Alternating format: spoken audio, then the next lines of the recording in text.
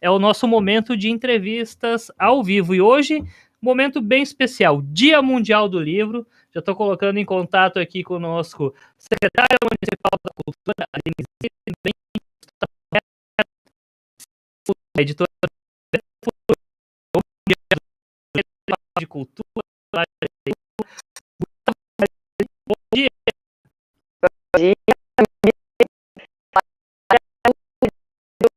Muito bom. Gustavo.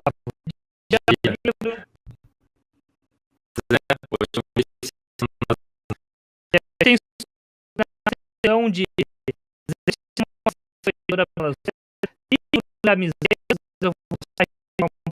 do programa dessa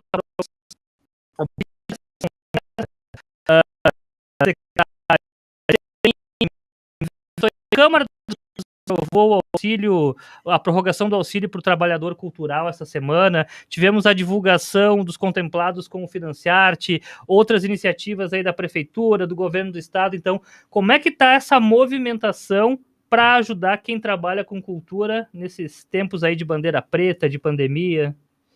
Realmente é uma necessidade, né, ter um olhar para isso, especialmente no período da pandemia, né, de uma arte, de uma área que geralmente ela já é ligada, né, pela informalidade, com trabalhadores que não são uma cadeia produtiva como indústria, né, que consegue acumular seu estoque, enfim. Então a gente tem toda uma gama, né, de trabalhadores que estão há 13 meses, né, para mais já sem poder fazer a sua renda, né, sem poder exercer o seu trabalho, a sua profissão, e a movimentação ela tem que ser nesse sentido, né?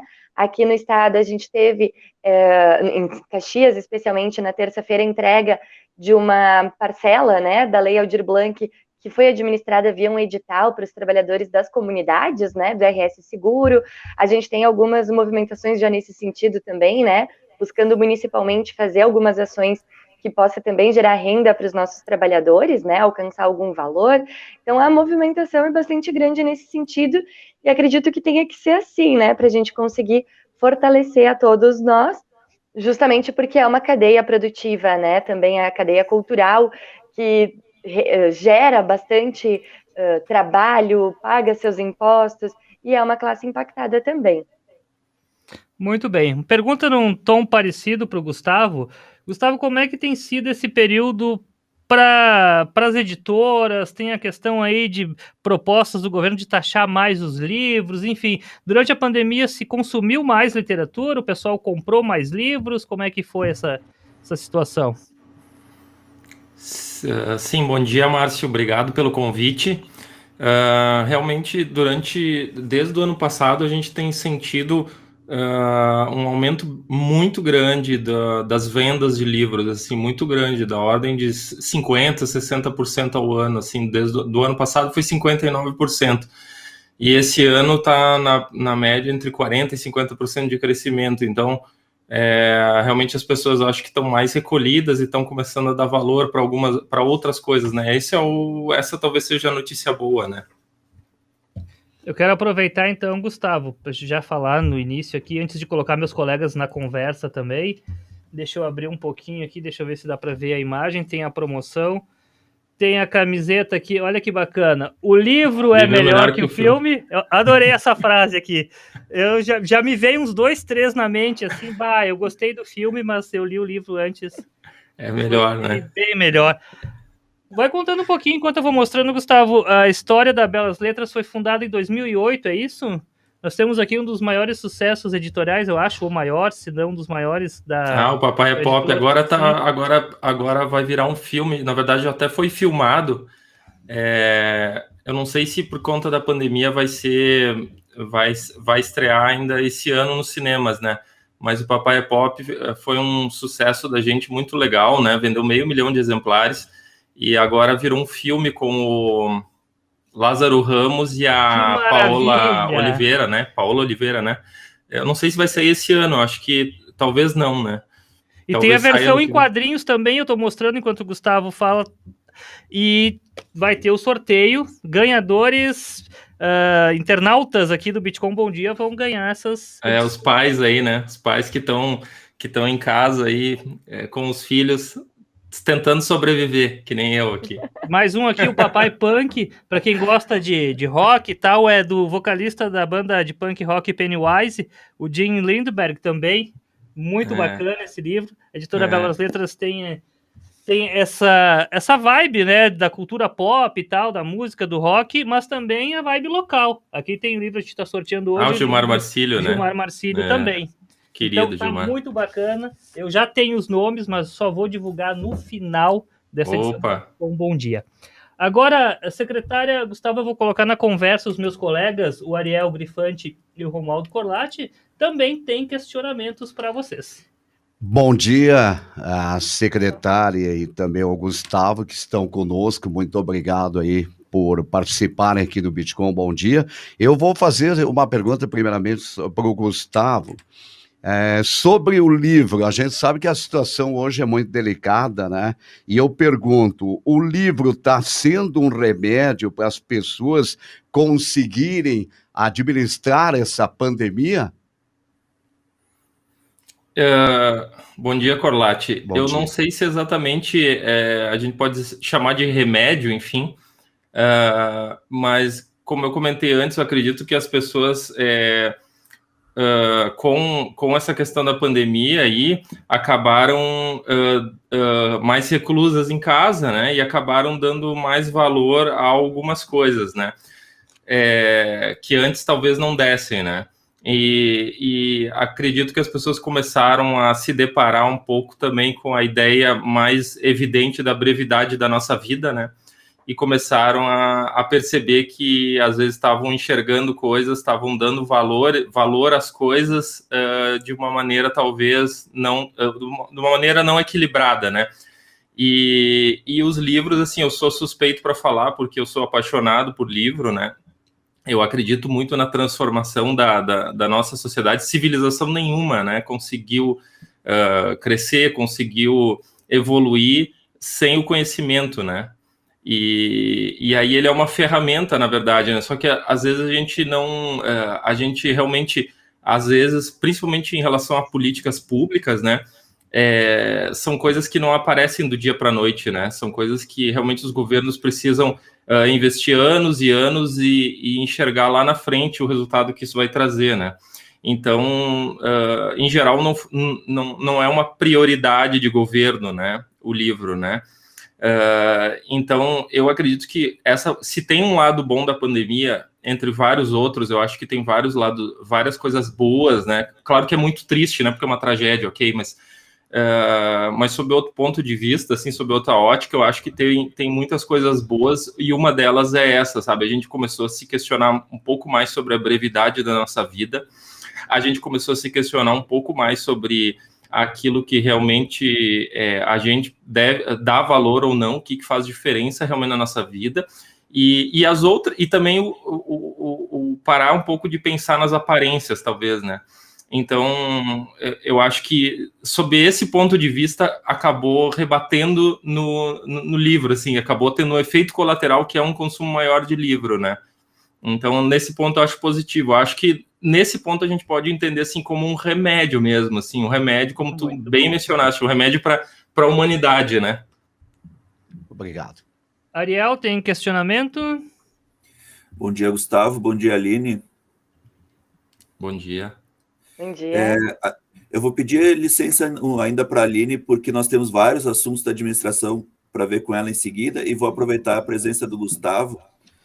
Como tu acha, segura isso Gustavo? aí, segura aí, Aline, a gente vai fazer umas perguntinhas, se despede do Gustavo e depois fica na parte da Secretaria da Cultura mesmo, especificamente. Vai ser cobrada depois é na parte da cobrança, né? eu vou sair, eu vou embora, Aline. Eu vou pegar um livro aqui. Enquanto leitora também, eu vou querer saber da Aline enquanto leitora, não só como secretária. Mas pode seguir, Ariel. O Gustavo, como CEO de uma editora, né, acho que é importante aproveitar a presença dele, depoimento. Gustavo, como é que deve impactar o segmento essa proposta de taxação de livros do governo federal na reforma tributária aí prevista? está propondo talvez uma alíquota de 12% na venda de livros pela contribuição de bens e serviços. Como é que deve impactar o setor? E emendando uma curiosidade que eu fiquei positivamente impressionado, que tu trouxe sobre o crescimento de mais de 50% das vendas no ano passado, quais são os principais títulos ou os principais livros, né? Os principais... me fugiu a palavra agora, mas os principais tipos de livro, né? Se romance, autoajuda e tal, que estão sendo consumidos. Eu vou começar pela segunda pergunta. Os principais segmentos número 1, ficção, né? Esses romances de ficção, fantasia está muito, muito em alta mesmo, assim, deu um boom, né? Fantasia deve estar vendendo 70%, 80% mais que o ano passado, né? Que já foi bom. Então, eu acho que as pessoas também tem um caminho de fuga da realidade também aí, né? Que aí, eu ia dizer isso, a necessidade de escape da realidade árdua. Claro, também. Então, basicamente, foi essas linhas de ficção. Assim, sobre esse aumento da taxação, tem um movimento muito grande de editores, de toda a cadeia do livro, né? Tentando barrar esse aumento, né? Qual que é o nosso entendimento, assim, né? A gente não é contra imposto, né? A gente não é contra imposto. A gente entende que o imposto, de alguma forma, ele é benéfico, ele tem um motivo para existir, né? A questão toda é que, digamos assim, de um ponto de vista, num plano nacional, o governo está pensando como outros governos já pensaram ao longo da história, e esse é o maior problema, né? Que ao invés de enxugar a máquina administrativa, que é um monstro gigantesco, né? Ele está pensando em transferir essa conta para outras pessoas que trabalham, enfim, que geram essa renda, que geram esses impostos, né? Então, se a gente analisar os nossos números, por exemplo, no IDEB, né, são vergonhosos, né? E, por outro lado, nós somos um dos países que mais... Para você ter uma ideia, o Brasil tem o maior programa de compra de livros para escolas, didáticos, etc., do mundo. Então, o Brasil é o país que mais gasta dinheiro comprando livros para suas crianças no mundo, né? E como é que a gente está com esses números, né? Como é que a gente está com todas essas questões ainda mal resolvidas no nosso país, né? Então, a gente entende, claro, se esse aumento vier, quem vai pagar são as pessoas, porque a gente não consegue comportar esse aumento, né? Para você ter uma ideia, o aumento que está sendo proposto, né? Hoje o livro na verdade, ele é quase isento de imposto, né? Ele tem uma lei que determina que o livro é isento de imposto, e por algum motivo também, né? Então a gente, na verdade, paga 3,52%, né? E quanto que tu falaste que vai agora, que eu me esqueci? 12% é a alíquota sugerida pelo governo pelo imposto que é a contribuição de bens e serviços. Sim. Quadruplica o teu valor praticamente. Na verdade, passa de 3,52 para 12, né? Então, para você ter uma ideia do impacto que isso representa, do ponto de vista financeiro, né? De 3,52 para 12 são o quê? Vamos lá, 7 e poucos por cento a mais, 8% a mais. Vamos arredondar 8% a mais, né? Hoje, 8% é todo o lucro da editora. 8% é o lucro da editora. Então, assim, você aumentando 8% o imposto, você pulveriza o que sobra para a empresa poder investir, né? Então, não existe de maneira alguma como a gente absorver isso. E o que vai acontecer? O livro vai ficar mais caro. Basicamente, essa é a conta vai para o cidadão, para as pessoas que, na verdade, já pagam uma carga gigantesca hoje de impostos no Brasil, né? Uma coisa absurda, né? Uma coisa... Então, o efeito colateral disso é o repasse para o consumidor final. Por isso que a gente entende que não faz sentido o governo ter que antes olhar para si, antes de querer, digamos assim, cobrar isso das empresas. E eu acho que nenhuma empresa aguenta mais pagar imposto no Brasil. Eu acho que chegou no limite, assim, chegou no ponto que a gente até já está um pouco cansado de reclamar, sabe? Porque passou do ponto, né? Antes da gente se despedir de falar do livro ali, se despedir do Gustavo, eu quero colocar a secretária da Cultura também nessa conversa, especificamente sobre literatura e livro. Secretária, qual é a sua relação? A gente conhece a tua trajetória como atriz, o grupo EBA, mas a questão da literatura também, como é que é a Aline leitora? A Aline leitora é uma novela, né? Eu adoro ler, sou uma leitora bastante assídua, mas quando me perguntam qual é o teu tipo, né, teu gênero de livro ou de literatura preferida, é do mais variado, né? Eu gosto muito da literatura infanto-juvenil, acho que fala com a minha criança interior, né? Deixa leve o dia, consigo, né, viajar. Mas ao mesmo tempo eu sou a leitora que lê O Senhor das Moscas, que é mais pesado, Contos de Aia. Então eu sou muito lena, assim, e eu gosto bastante de terminar o meu dia lendo, né? Então aquele momentinho de aconchego, a literatura, acho que ela faz todo esse papel, né? Ela nos ajuda a interpretar a gente, interpretar o mundo, a interpretar o texto, né? As relações de uma maneira muito bacana. E eu acho que, embora seja uma atividade bastante individualizada, tu tá sozinho lendo teu livro, tu tá com uma gama de personagens, tu tá em outro cenário. E eu sou muito fã e muito defensora, né? E é uma pena, de fato, que o livro fique sempre nessa ameaça, né? Já tiveram fogueiras de livros, o livro, quando ele não é queimado, ele é taxado, né? Para ter uma dificuldade, além de toda a questão de impostos, né? Mas o livro impresso, ele sofre com a alta do dólar porque regula o papel. Então, a gente vê que, às vezes, proporcionar a leitura, ela é geralmente bastante difícil, né, de a gente conseguir chegar onde precisa. Embora a gente tenha muita vastidão, né, e diferentes títulos, gêneros para todos os gostos, enfim, a gente sabe que para os professores também é necessário estimular a leitura, para os leitores adultos é preciso resgatar muitas vezes, porque se tem a leitura na infância, nos contos, e depois se perde, né, pelo atropelo do dia a dia. Então, acho que o livro, ele é realmente um bote salva-vidas para muito momento, e como, né, o Gustavo bem falou agora, na pandemia, foi o momento em que as pessoas voltaram a este apego, a esta forma também de encontrar, né, um tempinho para si, a desenvolver talvez um hobby, né, que estava mais escondido no meio de um dia a dia, que se saía correndo para jantar, aí se ia para alguma atividade cultural ou um cinema, ou enfim. Então agora talvez o livro ele tenha vindo nesse momento, né? Muito bem. Ariel, alguma questão para a gente encerrar? Primeiro parêntese, agradecimento, Aline, ela falou 2 vezes, eu estava vasculhando na minha mente a palavra que foi escapar justamente na hora da pergunta. Gênero literário. Gênero, obrigado. A gente chegou a segmento.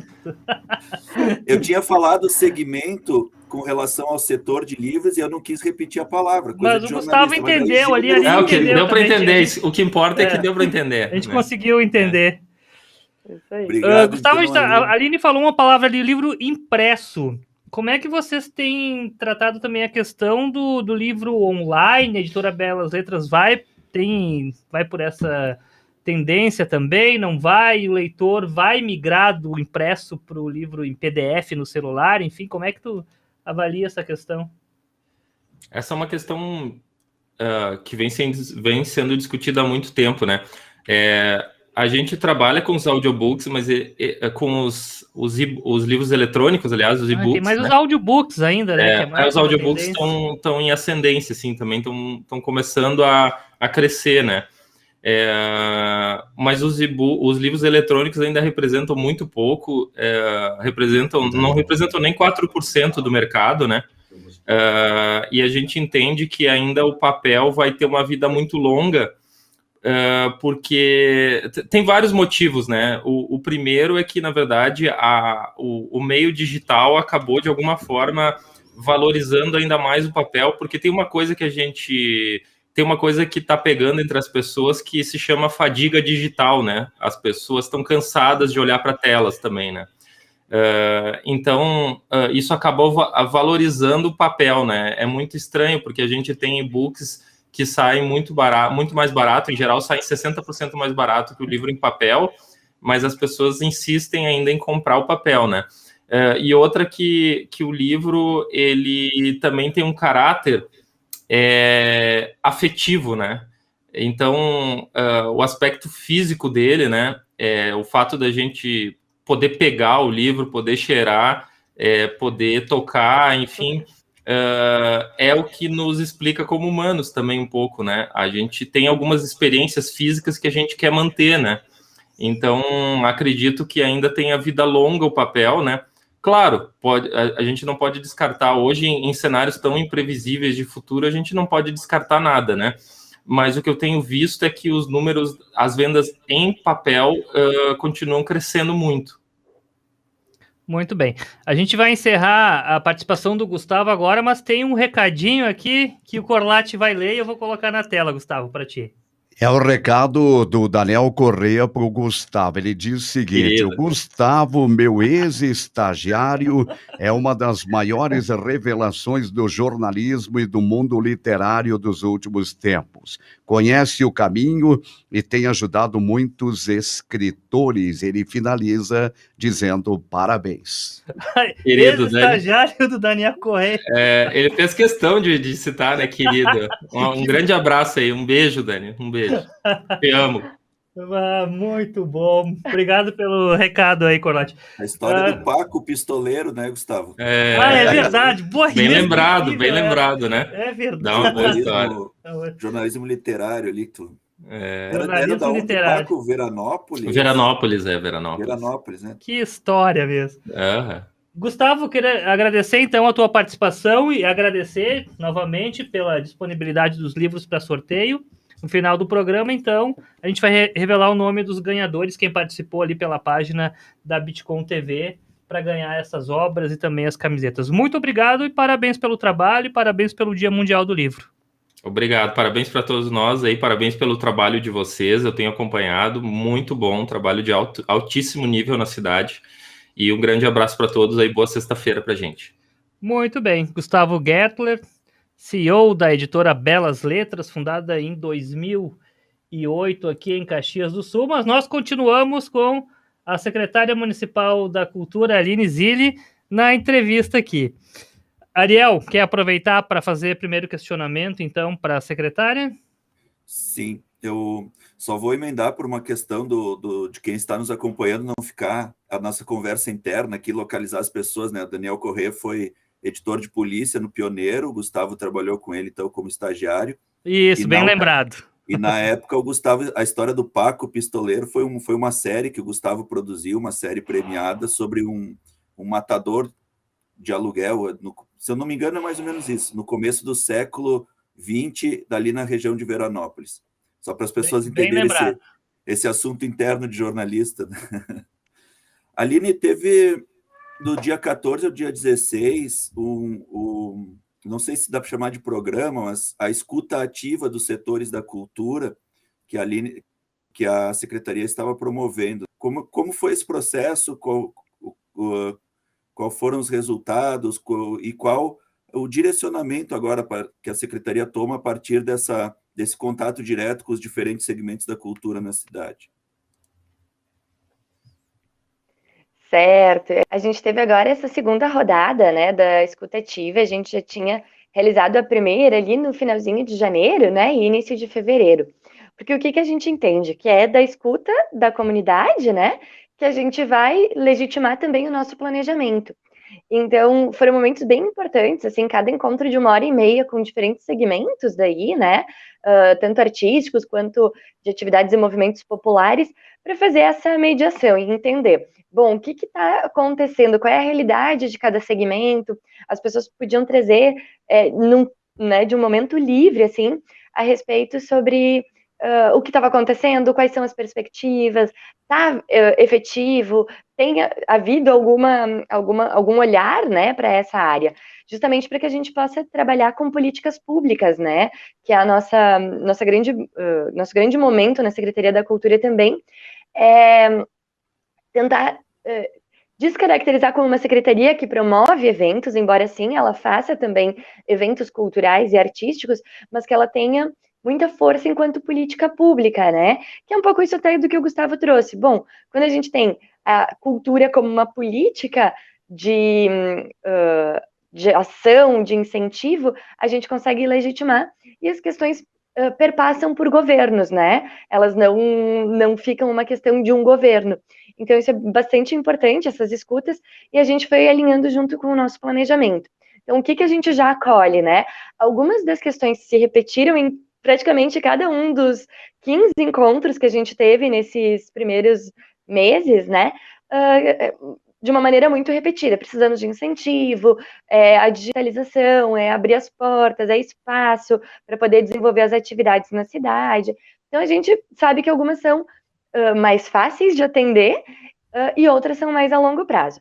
As mais fáceis, uma série delas a gente já começou a movimentar, né? Por exemplo, a retomada das unidades artísticas na Secretaria da Cultura. Então, a gente tem estruturado a equipe para termos servidores ou pessoas de referência para cada área, né? A gente tem retomado e pensado nas convocatórias, por exemplo, para a galeria, né, municipal, para a GERD, que a gente possa trazer também artistas locais para o espaço. Então, algumas questões a gente já começa a movimentar para agora o segundo semestre ou para o início do ano que vem, e outras a gente começa agora para ao longo do tempo a gente ir conseguindo implementar, né, conforme andar da carruagem.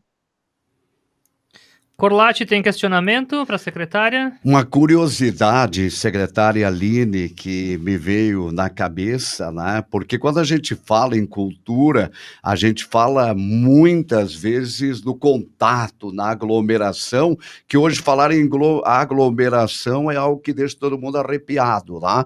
Uma pergunta que eu faço à secretária: ela assumiu, junto com o governo, o novo governo municipal, uma pasta tão importante que o presencial é praticamente fundamental. E vivendo o novo normal, secretária, como é que está sendo essa sua experiência, né, de trabalhar praticamente quase que o 100% do virtual, quando o presencial a gente sabe que é fundamental no quesito cultura? Conta pra gente. Isso que tu traz é muito a realidade, né, do segmento. Assim como o Gustavo falou da literatura, do livro, que é muito diferente a relação do livro digital para o livro físico, a gente tem essa mesma questão, né? Por exemplo, qual é a diferença do teatro para o cinema, né? O teatro é presencial, é todos naquela sala, num momento efêmero, que não vai se repetir da mesma maneira, com as mesmas pessoas, porque é uma ação e uma experiência coletiva, né? Quando a gente parte para o virtual, a gente parte para disputar com toda a gama de redes sociais, né? Falando enquanto arte e cultura. Toda a gama de redes sociais, com a canseira, né, do celular, que é um instrumento de trabalho hoje para muitas pessoas, com a TV, que tem uma outra estética e uma outra proposta. Então, tem sido bastante desafiador, com certeza, para todos os trabalhadores da arte e da cultura que conseguiram migrar de alguma maneira para o digital, para o virtual. E, assim, falando da minha experiência como artista, né, o quanto foi difícil ver a gente impedido de poder fazer a nossa função, o nosso trabalho, né, de poder subir ao palco, encontrar o público. Hoje, quando se faz um espetáculo virtual, por exemplo, né, num streaming, termina a apresentação, a gente não tem o calor da plateia, a gente não tem o aplauso, a gente não tem aquele ambiente todo. E isso faz muita falta, porque acho que isso alimenta tanto o artista quanto o público desse momento. Então, é bastante difícil, é desafiador também no sentido financeiro, né? A gente sabe que ir para o virtual não significa conseguir também fazer renda a partir disso, né? A gente sabe que as lives que foram um boom logo no início da pandemia, elas rentabilizaram aqueles artistas que têm um alcance nacional, que têm uma fama, que têm uma série de seguidores, muitas vezes nessas redes sociais. Mas a gente sabe que essa parcela é uma parcela muito pequena dos trabalhadores da arte e da cultura, e que a gente tem nos municípios, nessa relação mais próxima, de região, de estado, a maior parte.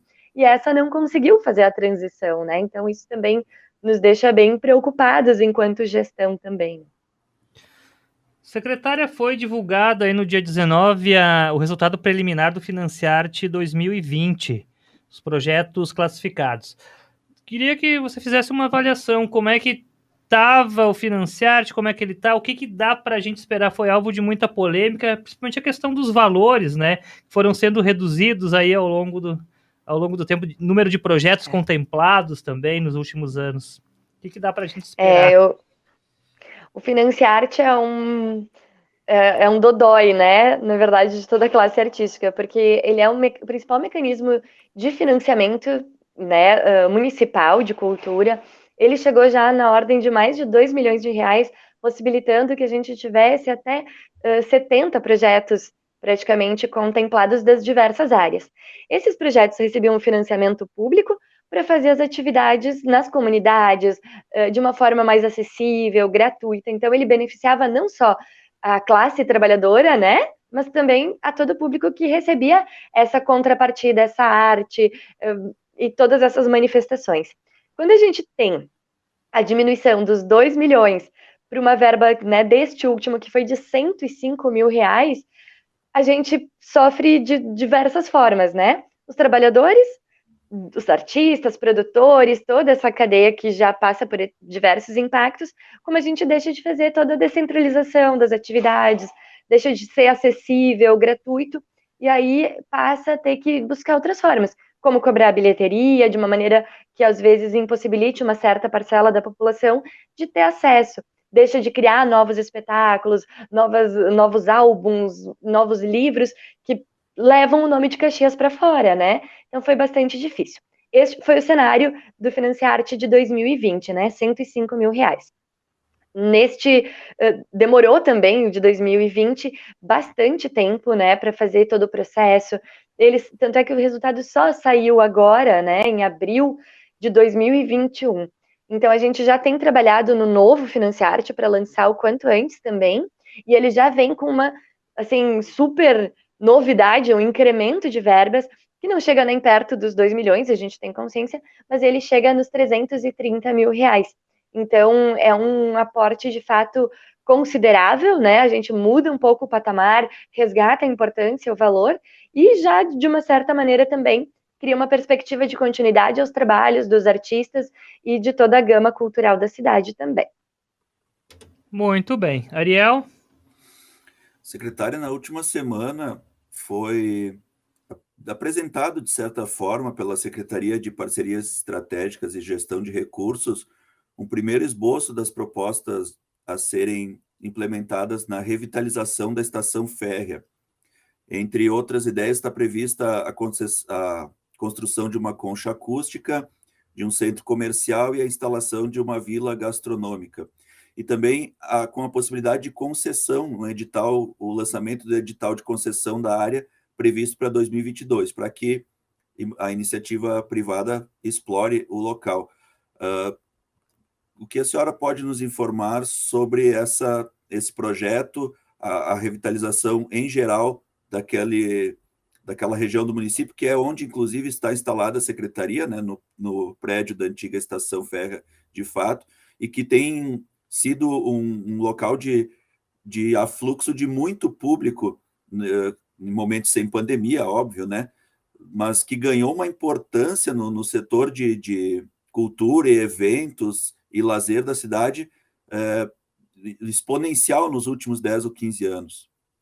A estação férrea, ela tem uma ligação afetiva também com a cidade, né? Ela está numa região que abraçou as atividades culturais também, e ela tem características que possibilitam, né, de uma maneira muito prática, grandes eventos, grandes encontros, né, como tantos que já aconteceram e que a gente tem intenção que aconteçam quando for possível, né.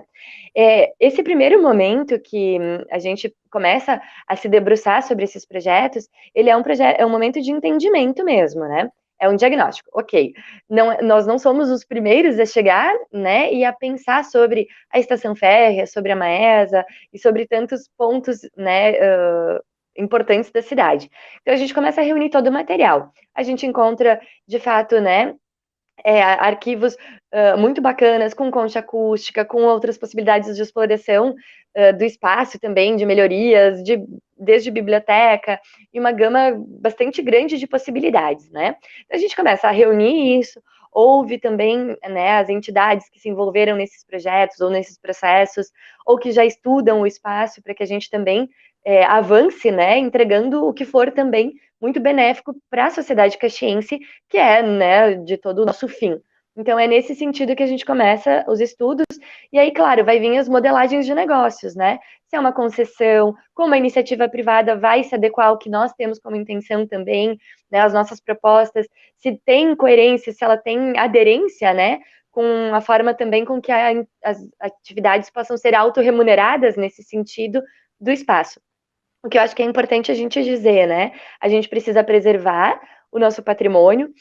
Hoje, só o poder público não dá conta de manter espaços tão grandes quanto a Estação Férrea, quanto a própria Maesa, que se comenta já muito também, e que está nesse radar, né, das parcerias, e que a gente precisa otimizar para que o público tenha uma melhor experiência de uso com esses espaços, e que eles sejam, de fato, sustentáveis. Então, acho que é nesse caminho que a gente tem feito esse primeiro diagnóstico, e vai demorar para a gente poder lançar isso, e vai lá para 22, porque é quando a gente consegue ter um pouco mais de aprofundamento. Então, de fato, adiantar alguma coisa nesse momento ainda não tem nenhuma segurança, porque eles são estudos que a gente tem conduzido, né? Muito bem. Secretária Municipal da Cultura, Aline Zilli, estamos quase encerrando. Viu como tem assunto? A gente poderia ficar uma boa parte da manhã conversando sobre cultura, sobre livro. Mas voltando à questão do Dia Mundial do Livro, só para a gente aproveitar para divulgar o concurso literário de Caxias do Sul, recebeu uma inscrição de 62 obras, e o bacana é o nome desse concurso literário, né, que concorrem ao prêmio Vivita Cartier 2021. Personagem Sou suspeita, né? A atriz Aline Zilli interpretou. Eu tive a oportunidade de assistir lá no Teatro do Moinho a peça Noiva do Sol, e peça maravilhosa. Foi um pouquinho antes aí de tudo ser restrito. Eu ainda consegui ver uma excelente peça produzida em Caxias do Sul com a secretária da Cultura, Aline Zilli, interpretando a Vivita Cartier. O que dá para a gente falar, então, para a gente encerrar essa entrevista? Tem o concurso literário, tem ações também referentes ao Dia do Livro, que a prefeitura, que a secretaria está organizando hoje. Na verdade, como a gente está com a biblioteca, né, também fechada na função de que não se pode fazer a troca de livros, que tem um risco de contágio, as ações são homenagens, né, no sentido do virtual.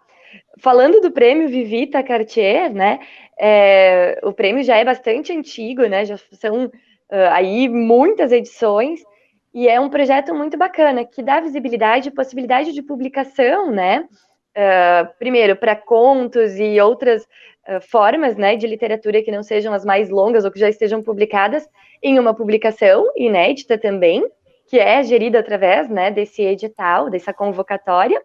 E a gente também premia um autor caxiense através, né, da escolha da sua obra, da obra que ele escolheu para inscrever no concurso. Então, ele é muito importante porque ele vai também criando essa memória, né? Ele vai, ano a ano, fortalecendo esses laços também, uma maneira de incentivar, porque no final, né, o escolhido, ele ganha um montante em dinheiro também como reconhecimento, né, do seu trabalho, e que não deixa de ser para qualquer artista um incentivo para uma nova obra, né, o primeiro passo aí para um trabalho que vai se construir ao longo do tempo. Então, são momentos bem importantes para a gente manter vivo, num esforço também bastante grande, né, em dar continuidade a esses projetos, quando a gente sabe que o impacto financeiro, né, da Prefeitura de Caxias e de praticamente todas, porque a gente desconhece alguém que diga que está, né, no azul com isso da pandemia, que suga muito recurso. Então, tem sido momentos de manter, mesmo de firmar, a gente sabe a importância desses trabalhos para a comunidade caxiense. Muito bem, secretária Municipal da Cultura, Aline Zilli, muito obrigado por ter recebido o Bitcom Bom Dia nesta sexta-feira. É sucesso aí no trabalho, e qualquer novidade, só nos avisar também.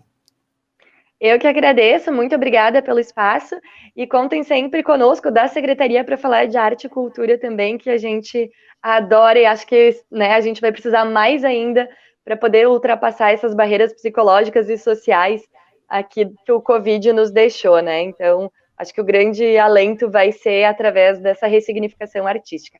Muito obrigada também.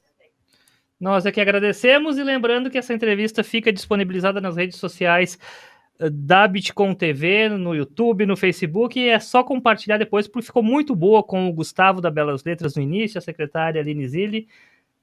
Muito obrigado, excelente sexta-feira. Até mais, secretária. Obrigada, tchau, tchau.